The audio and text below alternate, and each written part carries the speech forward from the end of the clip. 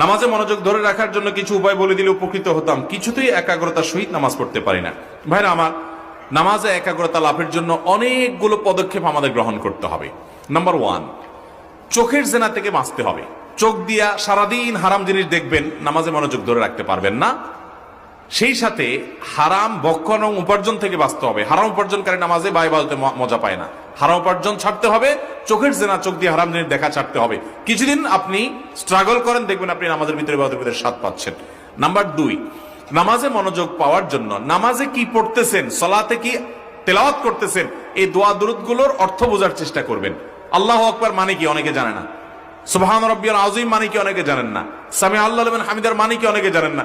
সালাতের মধ্যে আপনি কি পড়ছেন সবগুলোর অর্থ বুঝে বুঝে আপনি পড়লে ইনশাআল্লাহ মনোযোগ আসবে। নাম্বার 3, যত বেশি পারেন সালাতকে ধীরে ধীরে পড়েন, আস্তে আস্তে পড়েন, যত বেশি সময় নিয়ে। আপনি যদি